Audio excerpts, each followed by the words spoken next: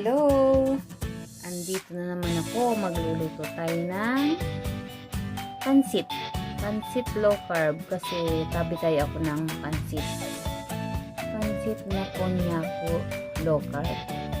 Kaya manlulutuin natin. Ayun lang ingredients ko. At tayo ng baboy, manok, carrot, at saka beans. Tapos yun yung panggisa natin yung taba. Bawang sibuyas, yung bawang ko 2 kutsara. Ang sibuyas ay yung kalahati lang pala siya. Marami yung gulay ko, ayan. Tapos yung kunyako ko 4 na sukot. Pabibili ko lang yan kanina. Yung kanina kauwi ko lang. Tara na, magisa na tayo. Wait ha.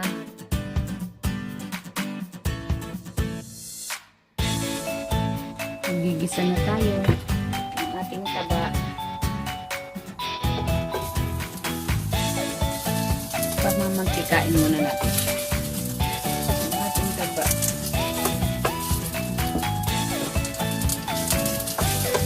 Kasi apoy ko. Hinaan natin. Nakikita nyo ba? Inato ko lang yung camera. Napasama yung konting bawang. Nasusunog. Ayan siya, oh guys. Ayan, mamantika na.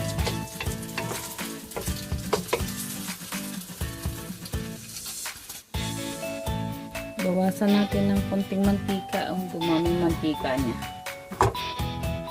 Sali natin sa isang lalagyan ulit. Gisa na natin ang ating bawang. Ayan, kita nyo ba?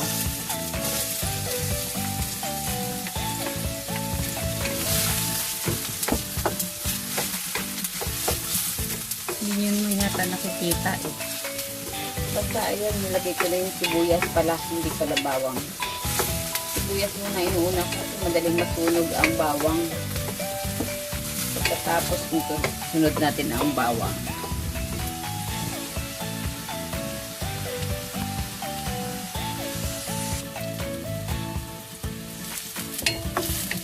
Dali masunog.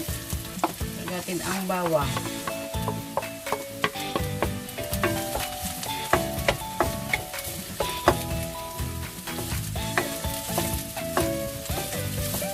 Susunog siya.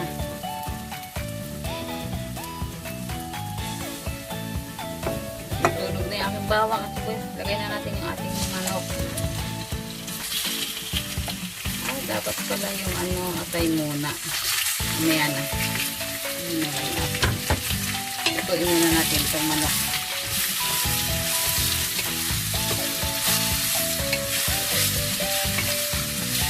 Natulog na yung bawang ko. Ayan.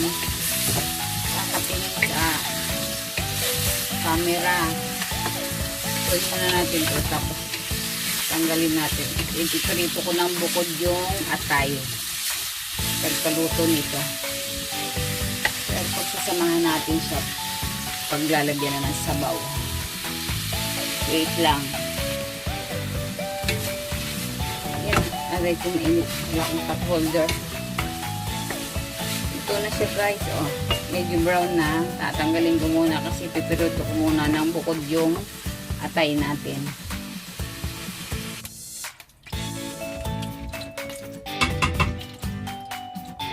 Pagkasuhin na natin yung atay. Dito sa isang kawali.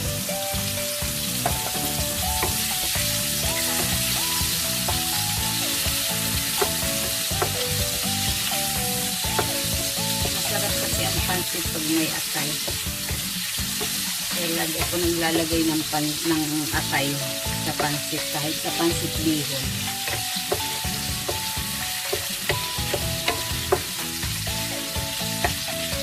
Brown, gawin naman natin siyang kulay brown, tapos saka natin siya ihalo din sa aking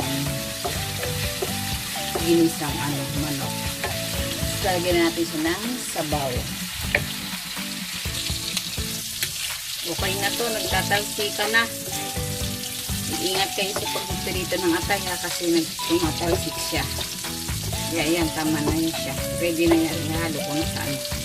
Patayin ko muna.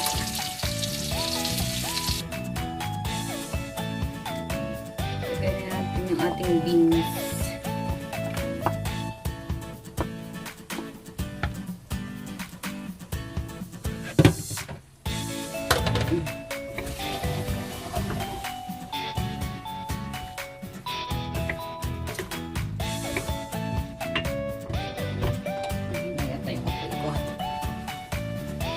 Lang natin, susunod natin yung carrots.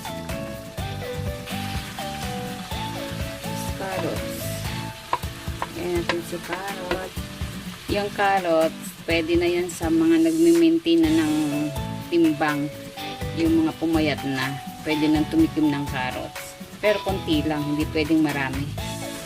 Ayan, nilagyan ko para naman may kulay yung ating pansit. Yung sahog natin may kulay. Diba? Nilagay ko na yung repolyo. Hindi kasya lahat. Maraming repolyo ko. Maliit na yung kawali ko. Ayan. Diba? Hindi kasya.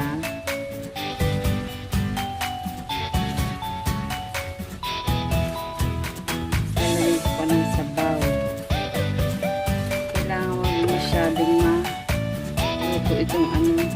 Ang dami ko kasing manok na nilagay. Ayan, puro manok siya. Gigisahin yung natirang repolyo. Diba? Ayan. Tatanggalin ko yan siya bago ko ilagay ang konyak noodles. Lagyan natin siya ng magalaw yung aking camera. Isang kutsarang paminta. Dami yata bahala na. Parami yate. Isang kutsara. Lagyan ko naman ng sabaw yan. Tapos asin at patis. Wait lang ha. Isang kutsarang asin. Haluin muna natin. Lalagyan ko ng mga 1 cup na tubig siguro. Luluto na yung gulay ko. Wait lang. Mamaya ko na ihahabol yung patis. Guys, nilagyan ko na ng sabaw. Ayan, 1 cup siya. Ayan pala, hindi nyo kita. Ayan. 1 cup nilagay ko. Pakukuliin lang natin. Tapos tatanggalin natin yung gulay. At ilagay na naman natin ang ating noodles. Konyak noodles.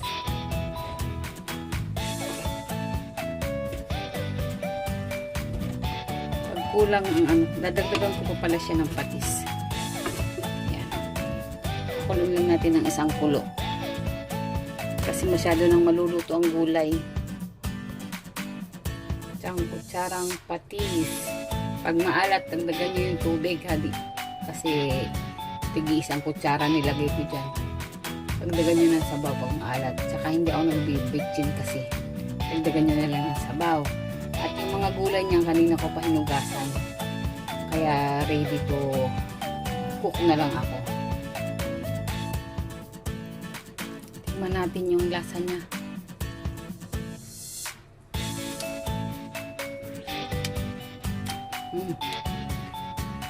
Medyo kumakagat ang paminta. Pero masarap naman. Maraming paminta. Lalagay ko na, tatanggalin ko muna ito gulay, tapos lalagay ko na yung noodles dyan. Wait lang ha mga friends. Lagyan natin ng 1 kutsarang coconut aminos. Nakalimutan ko ilagay kanina. Yan, ngayon ko nilagay. Coconut aminos. 1 kutsara lang, tipid-tipid. Ito yun mahal kasi to. Kaya tipid-tipid lang. Walang budget. Lagay na natin yung ating noodles. Konyak. Kumukulo na yung sabaw. Yan. Hinugasan ko maigi yan. Hugasan yung maigi yan ha. Para hanggang sa mawala yung amoy. Hugasan nyo ng hugasan. Kasi may amoy siya, diba? Hugasan nyo ng hugasan. Yan. Paigahin natin. Tapos pag-iga na, saka natin sasama ulit yung mga gulay. May pansit na tayo. Makakain ako ng pansit. Ang tagal ko nang hindi kumakain ng pansit. Magwa 1 year na. Kaya ako ay nagluto kasi ako ay napapakain. Kaya wait na natin yan. Tinakpan ko muna. Hintayin natin maluto, maiga. Halu-haluin natin maya-maya ng konti. Check natin. Yan. Kailangan lutuin natin siya. Diyan sa sabaw. Kailangan kasi yan sumisimin niya yung lasa ng ating sahog. Para may lasa siya, diba? Yan o. Matagal siya bago maiga. Kaya hintayin pa natin. Iigahin pa natin siya. Parang kulang sa kulay, no? Lagyan ko pa kaya ng coconut aminos. Wait lang. Parang walang nabago. Ilagyan ko pa ng 2 kutsara pa ulit na yan, coconut aminos. Kaya mo na, tama na yan. Ganyan na lang kulay. Okay na yan. Pansit na rin yan. Dahil maiga, nilaksan ko na yung apoy niya para maiga siya. Sandali lang, hintayin pa natin. At ako ay, yan ang aking hapunan. Hindi ko siya nilahat, 3 pack lang yung nilagay ko. Hapunan ko yan, tapos yung matitira ay para bukas ko naman ulit kakainin. Iga na siya guys, oh. Lagyan natin ng konting mantika. Yung pinagprituhan natin kanina ng taba. Ayan. Para ginisa-gisa rin siya dito. Iga na siya. Ilalagay na natin ang ating gulay. Yay. O, diba? Meron na tayong pansit. Konyak po. Mainit. Wala akong pot holder. Hindi ako nakakabili. Aray ko, mainit siya. O, diba? Lalagay na natin yung gulay. Yay! Meron na akong pansit. Yummy ang aking hapunan. Ibalik na natin yung ating gulay at sahog. Ayan. Gagawin ba natin lahat? Tira natin pang konti.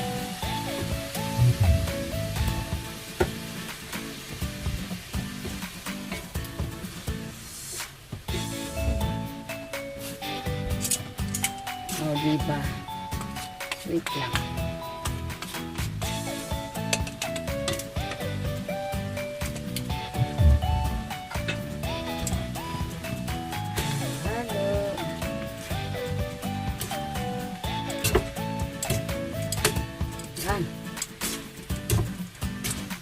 Ayan na lang natin dagdagan ng gulay. Wow, may pansit na ako. Pinukod ko kasi yung kalahati ng gulay eh. Ay, okay na. Napakunti naman yung gulay, no? Kailangan natin ihalo ulit. Pwede na yan. Pag kulang sa timpla, kayo na ang magdagdag. O, diba? Kain na tayo. Lipat na tayo ng pwesto. Wait lang. Kakain na tayo. Magpapakita ko sa inyo ngayong kakain. Yay! Kain tayo ng hapunan. Ito po ang ating pansit. Tingnan nyo. Tingnan nyo. May pansit na ako. Konyaku. Tadakimasu. Kain na tayo. Ito natin. Kung gusto nyo lagyan ng lemon, lagyan nyo ng lemon. mainit-init pa.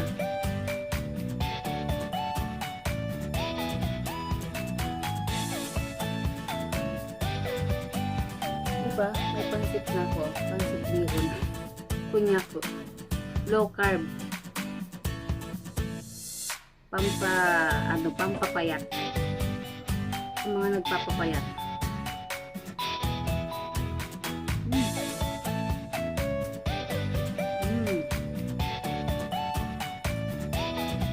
Okay. Maraming paminta. Pero okay lang. Lahat. Kain na kayo. Ito yung hapunan ko. Kasi yung natira bukas ko yan. Ito yung aking iinin. Saka ito yung gulay ko pala ito. Kita nyo ba? Ayan o. Maraming gulay, diba? Maraming sahog. Maraming sahog. Aking pansit. Kunya ko. Kain tayo. Dapat magkakape ako eh. Kaya lang gabi na. Baka hindi makatulog. May pasok bukas.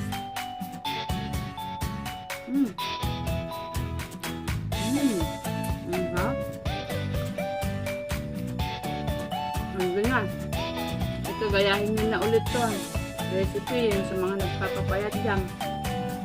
Hindi ito nakakataba. Itong kunyako, masarap siya. Pag nag-crave kayo ng bihon, ito ang gawin nyo. Pwede rin yung shirataki. Pero ito mas gusto ko kasi pag lumamig, pag nilagay nyo sa rep, di siya naninilas. Yung shirataki kasi naninilas siya. Pag yung galing nyo sa rep. Kaya ito yung ginagawa. O sige na, itutuloy ko ng aking pagkain. Huwag niyo akong kalilimutan i-subscribe. Salamat po sa susunod ulit na video. Kita-kita ulit tayo. Bye-bye!